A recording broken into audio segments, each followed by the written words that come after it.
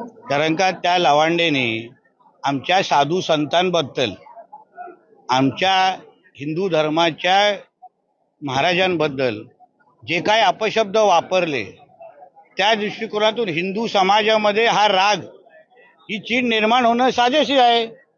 मग लवांडेने आपलं थोबाड थोडं बंद केलं असतं.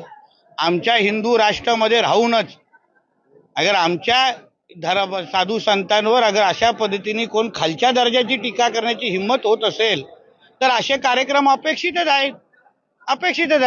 शेवटी हिंदुत्वादी विचाराचे आम्ही सगळेजण लोक आहोत. राष्ट्रवादी काँग्रेस, बीजेपी, शिवसेना हे नंतर, मुळात आम्ही हिंदू आहोत. आणि हिंदू असताना आमच्या धर्माला वाढवण्यासाठी धर्माचे आशीर्वाद देणारे जे आमचे धर्मगुरू आहेत त्यांच्या बाबतीमध्ये कोणीही अगर अपशब्द वापरत असेल तर हा ये तो सिर्फ झाकी आहे, पुरा पिक्चर बाकी आहे.